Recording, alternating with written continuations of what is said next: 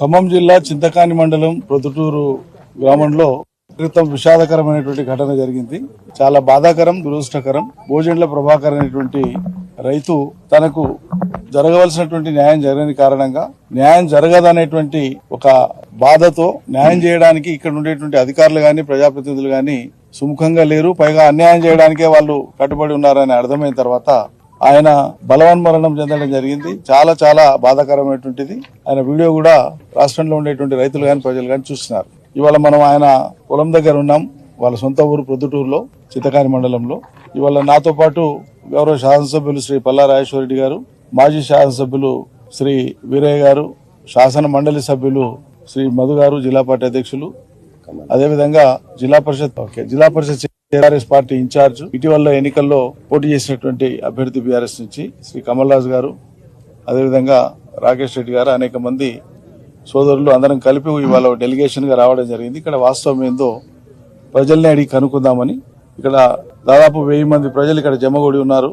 రైతులందరూ వచ్చి ఉన్నారు. అందరూ చెప్పేది ఒకటే మాట, చనిపోయినటువంటి రైతుకు 7 ఎకరాల 10 గుంటల పట్టా భూమి ఉంది. ఇది వాళ్ళకు వంశానుగతంగా వచ్చినటువంటి భూమి, వ్యవసాయం చేసుకునే భూమి. ఇది చెరువుకు ఆనుకొని ఉంటది.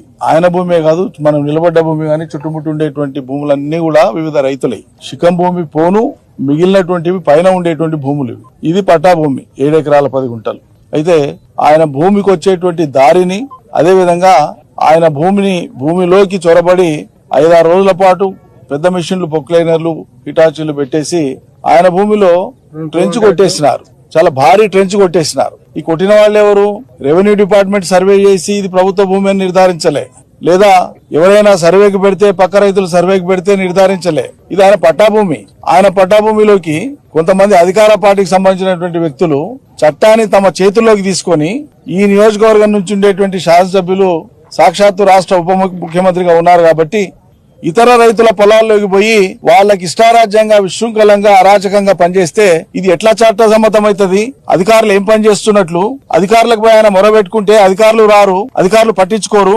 అధికారుల యొక్క ఉదాసీనత, అధికార పార్టీ యొక్క అరాచకం వెరసి ఆ రైతును మాకెవరిగా దిక్కేలేరు కదా అని చెప్పి ఆయన మరణం పొందాల్సి వచ్చింది. ఇది రాష్ట్రంలో ఉండేటువంటి దుస్థితి. నిజంగానే ఏదైనా స్థానికంగా గ్రామంలో రైతుల మధ్యలో అనేక రకాల చిన్న చితక ఇష్యూస్ ఉంటాయి. రోజువారీగా చిన్న గెట్ల కాడనో, బాట కాడనో ఏదైనా ఉంటే గ్రామ పెద్దలు, అక్కడ ఉండేటువంటి అధికారులు వాళ్ళ దృష్టికి వచ్చినప్పుడు దాన్ని సవరించాలి, సరిచేయాలి.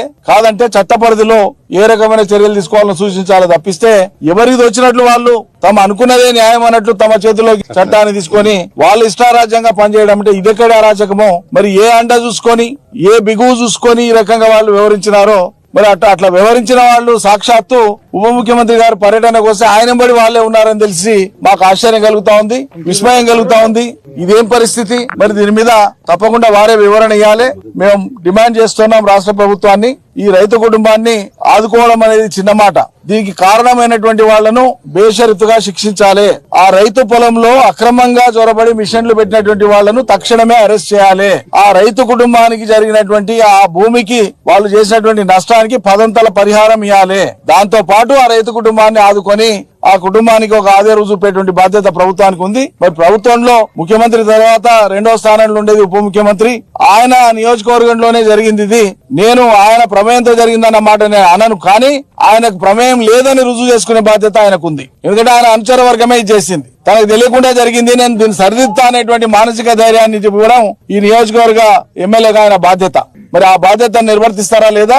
రైతులందరికీ అందరినీ కోరేది ఒకటే, ఎక్కడైనా ఏదైనా జరుగుతున్నప్పుడు సంఘటితంగా అందరం ఒకటిగా ఉండి ధర్మం వైపు, న్యాయం వైపు ఉంటే మనోధైర్యంగా రైతులు ఉంటారు. మనం పట్టించుకోకుండా ఉదాసీనంగా ఉంటే ఆ రైతు పాపం నన్ను ఎవరు ఆదుకునే వాళ్ళు లేరని చెప్పి ఆయన ఇలా మన మధ్య లేకుండా పోయినాడు. ఇంతమంది ఆ రోజే ఆయనకు ధైర్యంగా ఉంటే ఆయన ప్రాణం మిగిలి ఉండేది. ఇక్కడ మన బాధ్యత కూడా మనం గుర్తించాలని చెప్పి నేను రైతులను కోరుతా ఉన్నా. ఆయనకు అన్యాయం జరుగుతుంటే ఆయనకు జరుగుతుంది కదా, మాకేందని మనం ఉదాసీనంగా ఉండదు. ఎప్పుడు ఎవరికి ఏ ఇబ్బంది వచ్చినా అందరం సంఘటితంగా కదలాలి. ఆ కుటుంబానికి కేసీఆర్ గారు తమ ప్రగాఢమైనటువంటి సానుభూతిని తెలియజేయమన్నారు. అండగా ఉంటామని చెప్పడం జరిగింది. ప్రభుత్వ పరంగా జరగాల్సినటువంటి ఏమేమి జరగాల్సి ఉంటుందో దానికోసం మా జిల్లా నాయకులు గాని, ఇక్కడ ఉండేటువంటి నాయకులు గాని ఒత్తిడి తీసుకొని వచ్చి తప్పకుండా అది అమలయ్యేటట్లు మా వంతు ప్రయత్నం చేస్తామని చెప్పి మేము మనవి చేస్తా ఉన్నాం.